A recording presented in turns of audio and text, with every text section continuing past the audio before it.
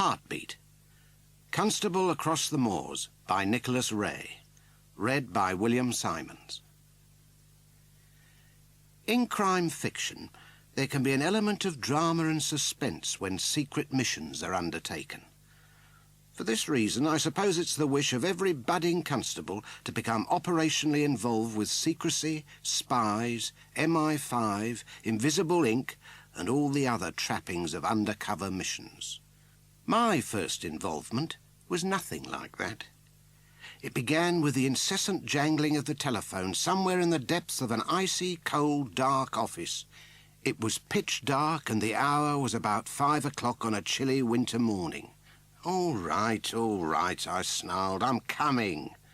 Grumbling, I slid my feet out of bed and my warm soles met the bitterly cold floor. I shivered violently. I couldn't find my slippers, and I made my erratic, bleary way down the stairs barefoot, unerringly guided to the nerve-shattering din. I fumbled my way across the hall and found the light switch. My frosted feet made their way across the bitterly cold floor of the office, and I stretched a hand towards the noisy contraption. It stopped ringing. I stood and stared at it. I dared it to recommence. My feet had turned into blocks of ice, and the awful cold was producing goose pimples in very strange places. Nothing happened. And so, as I waited for the next sequence in this domestic drama, I could look out of my office window. The light showed a vast area of white, and I groaned. Beyond my four walls, several inches of moorland snow had arrived unannounced. I realised the day was Candlemas Day, February the 2nd, and my mind quoted the local weather prognostication. If Candlemas be fair and bright, winter shall have another flight. If Candlemas be dull with rain, winter will not come again. I wondered what sort of summer we could expect when Candlemas was thick with snow. I must have waited for 5 long minutes, but the telephone sat very still. I galloped back to bed. As I reached the bedroom door, it began again. This time I raced downstairs. "Police!" I snarled into the mouthpiece. "Rowan?" It was Sergeant Blaketon. "Yes, Sergeant." "Did I get you out of bed, Rowan?" he asked blandly. "No," I growled. "I was taking the budgie for a walk." "There's no need for insubordination, Rowan. This is urgent." "Urgent, Sergeant?" "Very urgent and very important. Get yourself down to this station for 6 o'clock, bike and all. Bring a packed lunch and some hot soup. It's an all-day job. Be equipped for snow." "Snow, Sergeant?" "Snow, Rowan. There's 5 or 6 inches out here." "What sort of job is it, Sarge?" I dared to ask. "I can't discuss it on the telephone. Just be here at 6. At Ashfordley Police Station, I parked against the office wall and entered the welcoming brightness. A flickering fire glowed in the grate and the place reeked of warmth and coziness. I stood in the entrance and Sergeant Blaketon bawled, "Get out, Rowan! Look at you!" I looked. I was caked in white. In spite of the windscreen, my motorcycle suit was frozen solid with a thick layer of crusty snow, and my unshaven face bore icicles in abundance. But already the heat was making them melt, and they began to drip on his clean, polished floor. I went outside and jumped up and down to try and shake off my winter coat, and managed to dislodge some of it. Then I re-entered and in the porch removed my suit. "You're late," said Sergeant Blaketon as I entered anew. "I had to dig my way out of the garage, Sergeant, and the road down here is full of drifts." "Then you should have set off earlier. I do not like shoddy timekeeping, Rowan. You should plan ahead." "Sorry, Sergeant," I said, knowing better than to argue with him. There was no one else in the office, and I wondered if I was the only participant in this curious enterprise. Sergeant Blaketon vanished into his own sanctum. "Come in here," he bellowed, and I obeyed. He handed me an envelope. It was a small buff one with my name neatly typed on the front, and it had the word secret in red ink across the top. If this was a red ink job, it must be important. "Open it, Rowan." I did. Inside was a piece of paper with secret splashed in red across the top. It was addressed to me in person. It told me to report to Sergeant Blaketon at Ashfordley Police Station at 6 a.m. today. I looked at him, and he looked at me. "It says I've got to report to you, Sergeant," I said foolishly. "Yes, well, here you are, and you have reported. Right, Rowan, remember this, and don't write it down." He cleared his throat. "This is secret," he said, looking anxiously about himself. I wondered if any more snowmen were about to arrive. "We have learned from reliable sources that the Russians are very anxious to infiltrate our ballistic missile early warning system. They have already made several attempts, and one of their reported techniques is for a Russian ship to signal our coastguards with a report that a man on board is ill. They say he suffers from appendicitis or something which requires urgent medical attention, and the man is brought ashore. Several of his colleagues accompany him, and we have learned that they don't all return. There are no customs and excise offices on the remote parts of this coast, Rowan, and detailed checks are impossible. We believe the Russians are coming ashore to do something to the early warning station." He paused. I wondered if he'd been reading too many spy thrillers. "Last night, Rowan, at 10 o'clock, such an incident happened. It was observed by the coastguards. 12 men arrived with a sick sailor, but only 11 returned. One is still ashore." "So we've got to find him?" "Yes. We have mustered men from all over the county. Your duty is to proceed to Sweardale Forest. You must make a search and remain there until you are dismissed.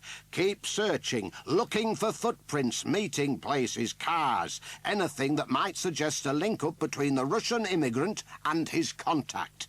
He might be meeting an accomplice, placing a letter in a collecting place. Anything."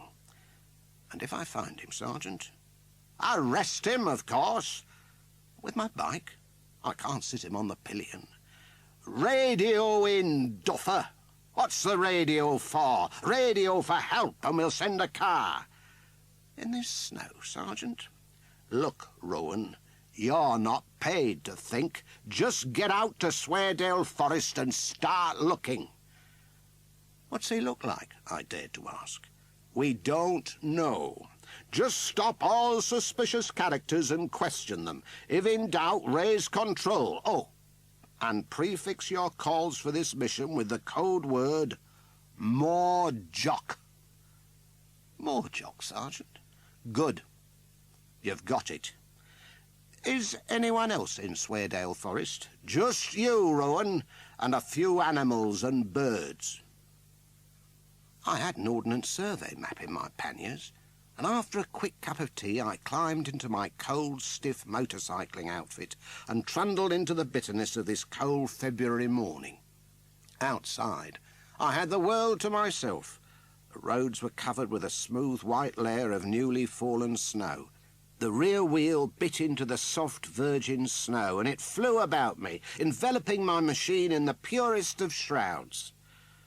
Soon after 6:30, I left the valley and climbed to the heights. I turned off the main road with some trepidation, and as the dry winds moved the light snow around in drifts, I found myself having to take fierce survival action. When I was confronted by a thick drift, I'd kick my way deep into it while astride the bike. Then I would trundle the bike backwards and accelerate many times towards the obstruction, literally bulldozing my way through. Through this kind of energetic progress, I reached the turn-off point of Sweardale Forest. This was one of the extremities of the boundary in which I had to hunt the Russian. I turned into the narrow lane and it took me deep into the forest. The road was bordered by tall pines and soft larches. There was less snow on the ground, much of it being caught in the evergreens above me. The trees were thick with suspended snow, and as my motorcycle roused the sleeping birds, they moved off, startled by the noise, but more startled when large dollops of snow fell on them. They fell on me, too. It was like being bombarded from above by dozens of children hiding aloft with arms full of snowballs. Maybe the Russian was up there. Perhaps he was aiming snowballs at the defending forces. I'd get him if he was.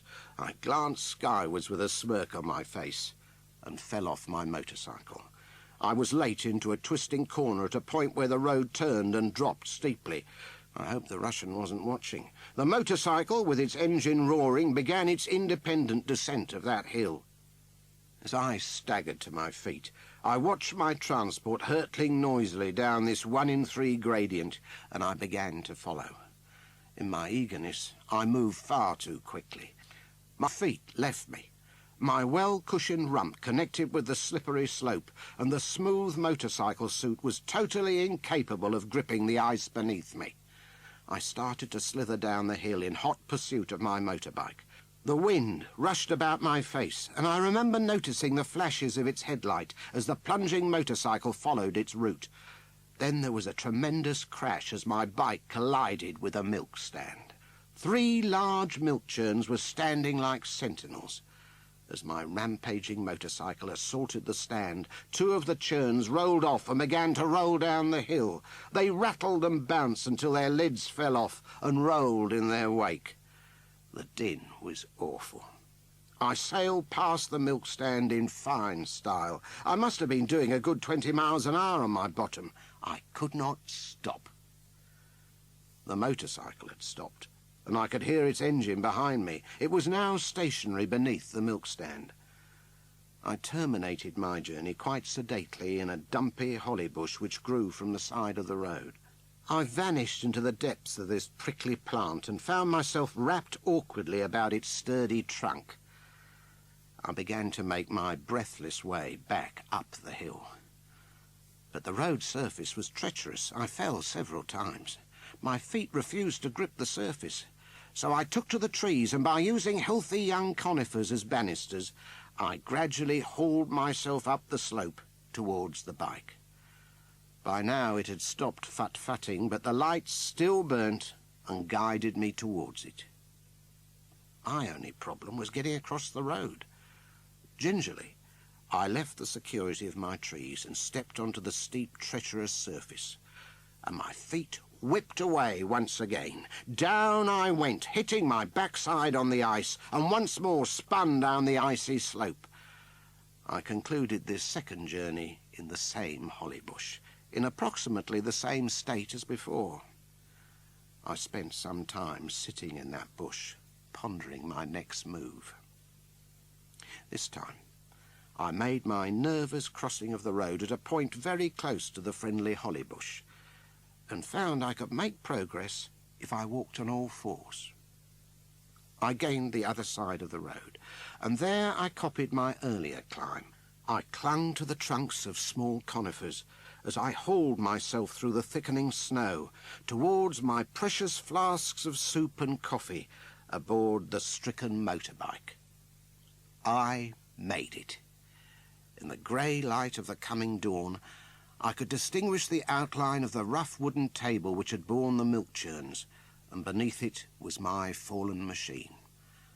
I gingerly stepped onto the verge, and by pressing my body against the milk stand, found I could seize the fallen machine and haul it to its wheels. I gingerly sat astride, kicked it into life, and moved off. I eased it most carefully onto the snow-covered ice and smiled to myself. Everything was going fine, just fine. Then it slipped. Without any warning, the front wheel slithered away, and I clung to the handlebars as the bike fell over yet again. It dislodged me, but I wasn't going to be deterred so easily. I hung on. I found myself squatting on my haunches with both feet firmly on the ground, hanging onto the handlebars of the bike which lay beside me. It slid smoothly down the hill, taking me with it. I hung on for grim death, and we sailed down that slope in fine style. We glided to a smooth standstill at the base, very little worse for our experience. Now I could continue my journey deep into the forest, hunting the Russian and serving my nation with unstinted loyalty. Planted by the Forestry Commission, the Forest of Sweardale comprises row upon row of pines, spruce and larch. A group of people live and work deep in the forest. They occupy cosy wooden homes which look like log cabins, and the community has a post office cum shop with an off-licence for liquor. Having arrived safely in Sweardale, I parked my machine and performed a walkabout patrol. It was 7:30, and the place was coming to life. I spent an hour or more in the village, drinking coffee in a forestry worker's cosy home, finding the farmer to whom to apologise about his milk churns, and asking everyone to let me know if they noticed a Russian skulking in the woods. By 8 o'clock, I'd warned everyone and returned to the motorcycle. The radio was calling me. I responded. It was Sergeant Blaketon. "Location, please, Rowan." "Sweardale." "Down in the valley, you mean?" "Down in the valley, Sergeant," I confirmed with some pride. "I never thought you'd make it in this weather." "Neither did I, Sergeant." "Look, Rowan, you know the Moorcock Inn?" "I do, Sergeant." It was not far from where I was as the crow flies, but in fierce moorland weather it would be isolated and beyond the reach of anyone. It'd be like riding to the North Pole. "I want you to call there," he said softly. "I'll never get there, Sergeant, not in these conditions." "It's vital, Rowan. Very important. You must make the effort, and that's an order." "Is the Russian there?" "No, but there's a busload of businessmen lost up there. They went to Strensford last night for a conference at the Royal Hotel and haven't returned home. They've left the Royal Hotel, but they haven't got home to Bradford. We can't make contact with the Moorcock Inn because the telephone cables are down. We thought you might pop in to see if they're there. Lives could be at risk if they're not located." "But it'll take hours, Sergeant." "Then get going immediately, Rowan. Look, you'd better do something. One of those missing men is the Chief Constable's brother." "I'm on my way," I said. I pulled the map from my pannier and discovered a forest track which led from Sweardale high onto the hills. It cut through dense trees and then crossed the open moor to a point close to the summit, emerging at the top of a steep hill. The Moorcock Inn lay midway down that hill on the main road to Strensford.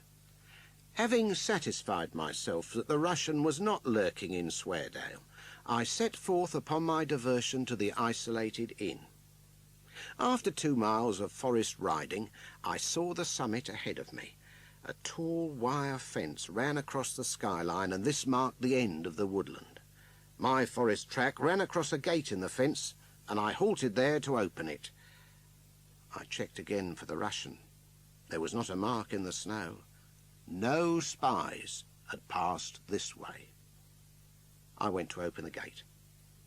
It was locked. A stout iron chain was wrapped around the tree trunk which formed the gatepost, and the chain was secured with a gigantic padlock. There was no way through, and the fence stretched out of sight in both directions. I had an idea. I looked at the hinges of the gate. 2 large hinges were secured with long screws. With no more ado, I found a screwdriver and began to remove the hinges. It was the work of moments. In no time I had both hinges off and swung open the gate. I wheeled my trusty machine through and returned the hinges to their former place. So much for moorland fences. Once through, the terrain was terrible. I was crossing wild moorland, with my wheels bouncing and the machine bucking. For some 2.5 miles I rode through snow which was smooth on the surface, but which concealed an alarming variety of potholes, rocks and other hazards. But I won. With my motorcycle and myself completely enveloped in frozen white, I managed to navigate that awesome moor. As I reached the distant edge of the moor, I saw to my right the 3 gleaming white balls of the ballistic missile early warning station. Somewhere in the hollow before the balls stood the sturdy moorland inn to which I was heading. I reached the main road and was pleased to note that traffic had passed this way. A snowplough had pushed its way through, and there was evidence of other vehicles. Sergeant Blaketon's message was therefore rather odd, because if a snowplough had forced its way along here, and if other traffic was passing, then it was difficult to understand how a busload of businessmen had come to be marooned in the blizzard. It would be about 9 o'clock as I carefully descended the steep, twisting gradients of Moorcock Bank. And sure enough, a bus was standing on the car park of the inn. It bore a Bradford address. Having parked my bike, I knocked on the door and a lady opened it. She smiled and showed some surprise at my snow-clad appearance. "P.C. Rowan," I announced, removing my gauntlets. "Good heavens! What on earth are you doing here?" "It's a long story," I said, stamping the snow from my boots. "Come in for a warm, for God's sake!" And she stepped back to permit me enter. The interior was comfortably warm, and I was shown into the bar area with its flagstone floor and smouldering peat fire. The place was full of men, some dozing and others sitting around quietly playing cards. "Oh," I said. "Company?" "Marooned," she smiled. "A busload. I'm doing breakfast for that lot. 42 of them, bacon and eggs. How about you?" At the mention of food, my mouth began to water, and I assured her that bacon and egg would be the best thing that could happen to me. She told me to remove my outer clothing and sit with the others. Some of the men glanced at me, and it was only when I peeled off the heavy jacket that they realised I was the law. "What's this, officer? A raid for drinking after time or before time?" "No," I struggled with the ungainly trousers and rubber boots. "Breakfast, then?" A stout man smiled. "You've called in for your breakfast?" "I'm going to have breakfast, as a matter of fact." I looked at them.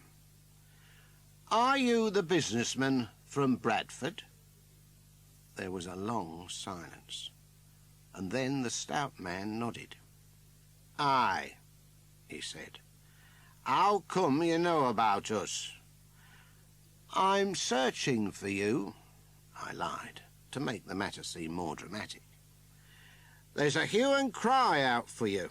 There's reports of missing men snowed up in the North Yorkshire moors, men dying from starvation and exposure, buses falling down ravines and bodies all over." "Get off," he laughed. "Go on, what's up?" "I'm out here on another job." "Not working? They haven't made you work out here in all this snow on a bloody motorbike?" One of them stood up and addressed me. "They have. It's important." "It must be. I'd have a strike at my factory if I even suggested such a thing." And he sat down. I tried to continue. "I was called on my radio. Our control room said your bus was thought to have got stuck, and it was felt you might be here, but they couldn't make contact because the telephone lines were down." "No, not down, officer. We've taken the phone off the hook." "Off the hook?" I exploded. "You mean I've come all this way?" "Look." The stout man stood up and came towards me. "We're businessmen, and we're always on call, always being rung up and wanted for some bloody thing or another. When we got here last night for a drink, it was so nice and cosy that when the weather took a turn for the worse, we decided to stay.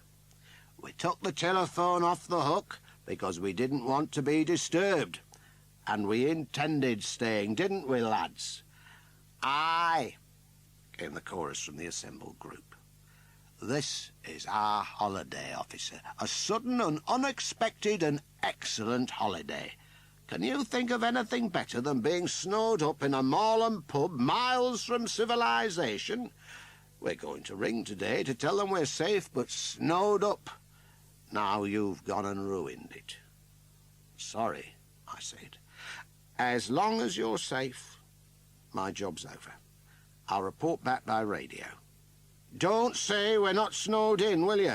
I mean, we could leave now because the plough's been through, but we don't want to. Tell them we're safe, but stuck fast.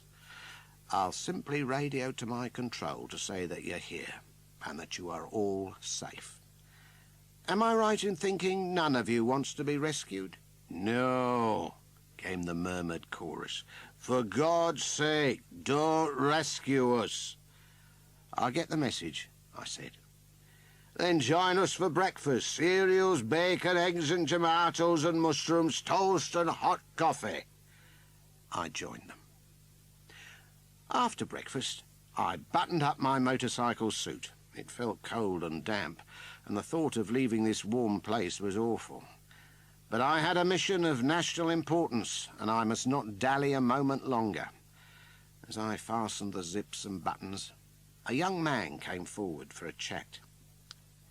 You didn't come all this way just to find us, did you? No, I was honest. I've another job here. I reckon it must be important, he said. Otherwise they wouldn't have made you risk life and limb by motorcycling here. It is, I confirmed, sliding my head into the cold helmet. Something to do with that chap I saw crossing the moors, maybe? He smiled knowingly. Aye. He'd seen my Russian. I saw him from that back bedroom, he said. A tall chap dressed like a bloody Russian. Snowsuit and big fur hat. He was crossing the moor on that track behind the pub. What time? I asked. Not long before you came, he said. 9:15, maybe. Which way was he going? I had fastened my chin strap and was ready to leave. Out towards the Moor Heights. I reckon he'd been sleeping in one of the outhouses of this place, officer. Thanks, I said. I appreciate your interest. And we appreciate your discretion, he said. I waved farewell to them and thanked the lady for a superb breakfast. I radioed a brief report to control and merely confirmed their presence here. I said they were fit and well, with adequate food and warmth, and there was no risk to them. Then I guided my faithful Francis Barnett towards the track in question, and there I found a single trail of footprints. They emerged from an outbuilding close to the pub, and it was easy to follow them in the snow. By now the flakes had ceased falling, and a wintry sun was trying to force a way through the heavy grey clouds. I thought again of Candlemas Day and wondered if the sun would shine. It was said locally that if Candlemas be dry and fair, half of winter's yet to come and mair. After 1.5 miles, the footprints wove erratically towards a grouse butt. Boris must be hiding there now. A grouse butt is like a 3-sided square with walls about 4 feet high. Grouse shooters lurk in there to blast at birds which are driven over their heads. I decided to park and inform control of this development. It seemed I had succeeded where others had failed. Upon receiving my message, I was instructed to await further orders. I waited for 1/4 hour. My feet, hands and face were icy, and a bitter wind whipped the dry, loose snow into small heaps and drifts. Then came the response from control. Proceed to arrest, I was ordered. I was a long way from the hiding man and decided to take my bike. At least it would get me close to him in a swift manner. I kicked it into life and began to climb the rough track.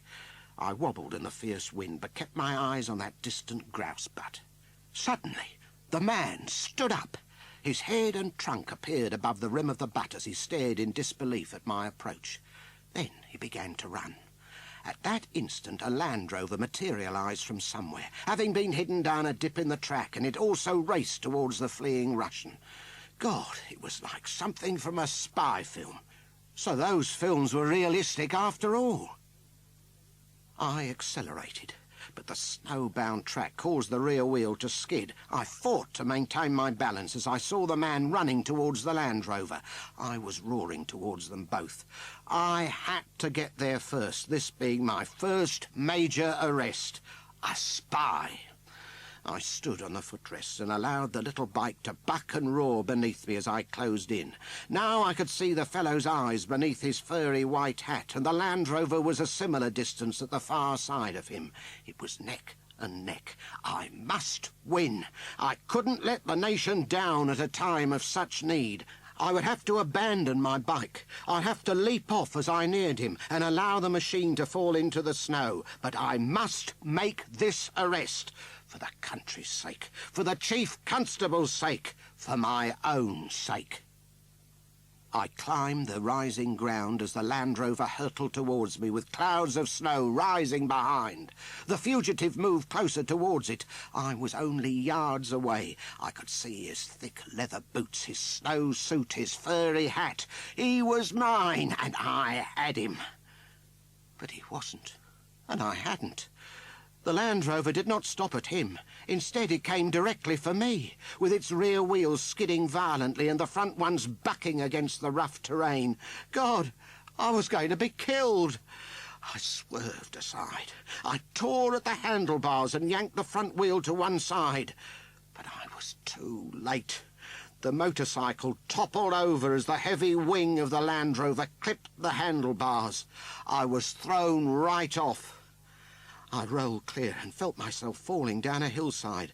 I curled up into a protective ball with my helmet, suit and gloves providing ideal protection as I gathered speed down a snow-filled, heather-clad moorland slope. I could hear the victorious Land Rover roaring away, and my motorcycle engine had stopped somewhere out of sight. I came to rest at the bottom, shaken but not hurt. The heather had bounced me down that hillside like a ball. And when I got to my feet, I saw that the Land Rover had stopped further along. Several faces peered at me, and I waved my fist at them. They waved back, and as I started to climb the slope, tugging at heather roots for support, they vanished over the horizon. I had lost my Russian. 6 weeks later, we were in a classroom for a one-day course. The subject was liaison with the CID. A detective inspector from headquarters was laying down the rules about communication between departments and liaison between officers and men. Exercise Morjock was a perfect example of confusion, he said. Exercise Morjock? I thought it was the real thing. I'd given my all on that occasion. I'd risked my life and limbs. There was no communication, no liaison. We shot a film of the exercise to highlight some of the problems. It speaks for itself. And when the lights went out and the film hit the screen, I saw myself riding towards the camera. I saw the pseudo-Russian waiting for me, and I saw myself tumbling down a moorland hillside in a cloud of winter snow.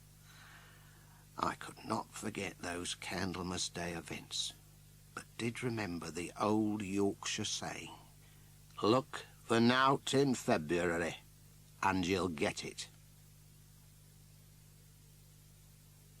Esme Britton, a lovely-looking woman in her late 40s, drove a white Morris Minor. She was blessed with a pneumatic figure, jet-black hair and lovely white teeth, all enhanced by dark eyes and gorgeous legs. She had been married, but the outcome of that association was something of a mystery, because the male half had vanished long ago, leaving Esme with her little cottage and a Yorkshire terrier. There were no children of the union, and Esme earned her living by teaching pottery and selling her distinctive products to tourists and craft shops. Esme was a charmer, but nice as she was and beautiful as she looked, Esme in a car was a threat to society. She reduced the most innocent of motor cars to the status of a guided missile and floated through heavy traffic as if she were a balloon which would bounce off obstructions. How she avoided accidents was never known, because her driving ability was appalling in the extreme. Such was her reputation that the local people kept well out of her way. The moment Esme was mobile, everyone kept off the streets, until her little Morris Minor was safely beyond the outskirts of Mattleskirk. What happened beyond those boundaries was none of their business, and they had the sense not to find out. The trouble was that Esme's adventures frequently became my business. Her erratic excursions invariably had a startling conclusion, and if she entered any of the conurbations within striking distance of the village, she would be guaranteed to collect a summons for obstructing the highway, illegal parking, lack of proper lights, careless driving, or some other trifling traffic infringement. She charmingly admitted her errors and got fined by many magistrates, yet her adventures never made any obvious impression upon her. She never altered her ways, and yet she was never involved in a serious accident. I consider that to be miraculous. It's not to say, however, that she was not a danger, because she did occasionally cause people to jump off their pedal cycles or motorists to abandon the road in order to preserve their lives. But she avoided most collisions.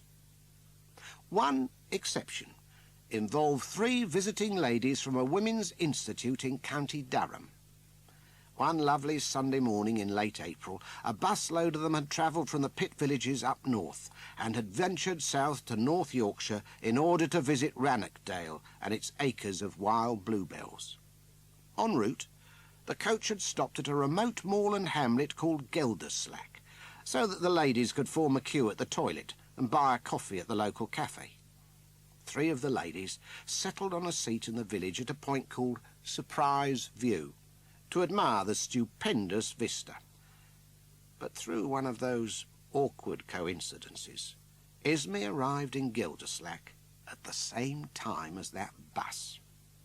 She was thinking of trading her little Morris Minor in part exchange, and as Gelderslack Garage had a gleaming black Humber for sale, she arrived that day to inspect and test it. The benevolent garage proprietor, on seeing the immaculately polished Morris, readily consented to Esme taking the Humber for a test run. She climbed into the driving seat, coped with the starter and the gears, and drove the huge car into the spring sunshine. All went well until she reached Surprise View. At that point she realised that she was not very good at descending steep hills, so decided to turn around and go the other way. It was necessary to execute a 3-point turn, and Esme succeeded in guiding the front wheels of the Humber into the side of the road as the prelude to her change of direction. This meant that the nose of the Humber was a very few inches from the back of the seat upon which sat the 3 unsuspecting ladies from the County Durham W.I. She stopped without any trouble, placed the gears in reverse and let in her clutch. Sadly, she'd erroneously engaged a forward gear, and the huge car nudged forward and touched the rear of the seat, toppling the 3 ladies into an untidy and ungainly heap on the ground, overlooking Surprise View. Highly apologetic, Esme rushed to their aid, returned the seat to its correct position, and dusted down the surprised trio. They resettled on their seat and gazed airily across the moor. Her apologies accepted, Esme resumed her position in the driving seat and had another crack at selecting reverse. As she let in the clutch for the second time, the car misbehaved yet again and leapt forward to tip up the seat. Once again the 3 surprised ladies slid off and crumpled into a pitiful heap with the seat resting on top of them. Esme blushed furiously. She rushed out of the Humber and repositioned the seat yet again, dusting them down with her hands and expressing her most profuse apologies. Very nervously, Esme re-entered the waiting Humber and with extreme care selected reverse. Most gingerly, she let in the clutch, but the car was enjoying itself. It moved forward for the third time, and before she could halt its progress, it once again touched the back of the seat and tipped it forward. For the third time, the WI ladies slid to the ground, a miserable, angry heap of feminine wrath. Now they could endure no more, and chased Esme from the Humber. She managed to reach the sanctuary of the garage and sought protection from the man who'd loaned her the wilful vehicle. The aggrieved ladies made a complaint, and a day or two later I had to interview Esme about it. Happily, my regular official visits to Esme did not sour our relationship. She continued to regard me as a friendly caller, and never once complained about the frequency of my visits, nor did she grumble about the regular fines she attracted. She probably thought all motorists suffered this way. One fine morning in May, she called at my office in Aidensfield. "Come in, Esme." I opened the door and she strode in. "You've come to produce your licence and insurance again?" "No," she smiled. "No, I'm not in trouble, Mr. Rowan. I can drive without getting fined, you know. I'm not one of those silly women drivers who are always in trouble." "Of course not." I pulled out a chair for her. "Well, what's wrong?" "I'm going down to Stratford-upon-Avon," she said. "I'm taking a friend and we are going to see some of the Shakespearean productions at the Stratford Theatre." "You'll enjoy it," I smiled. "I do have a problem." She lowered her voice. "I need directions to Stratford. I cannot work out my own route." "Ah, that should be no trouble. I pulled a road atlas from the bookshelf in my office. I went a couple of years ago and know the route quite well." "Oh, I know the route," she said, pausing for effect. "You do?" "You've not heard of my problem?" she asked me solemnly. "No." I wondered which problem she meant. "What problem?" "I'm surprised no one has mentioned it to you. It's my driving." "Oh, yes." I thought of all the catastrophes she might create between Aidensfield and Stratford, and wondered if I should warn all constabularies en route. She laughed, and appeared able to read my thoughts, for she said, "It's not my parking problems, Mr. Rowan, or my reversing difficulties. No, it's my inability to turn right." She paused for the awesome implications of that remark to sink into my skull. "Turn right?" I questioned. "Yes, I cannot turn right off a road. I go everywhere by making left turns. I can cope with right turns off one-way streets, but not on ordinary roads." "So you're telling me you intend to drive to Stratford-upon-Avon without ever turning right?" I said. "Yes. That's why I came to see you. Last year I set off to go to Harrogate to the theatre, and things went fine, until I came to a new one-way street in Ripon. I got hopelessly lost." "What happened?" I asked. "I got to Middlesbrough, miles from where I intended, and had to get a train back. It's all very embarrassing, Mr. Rowan, and I cannot help it." "I don't know whether I'm capable of producing a route for you all that way, Esme. I wonder if there are other people like you." "A cousin of mine could never go left round a roundabout. He always took the right-hand route instead of the left, and got into no end of bother from the police." I promised I'd do my best. To find a route to Stratford-upon-Avon, a distance of some 200 miles, without her having to turn right.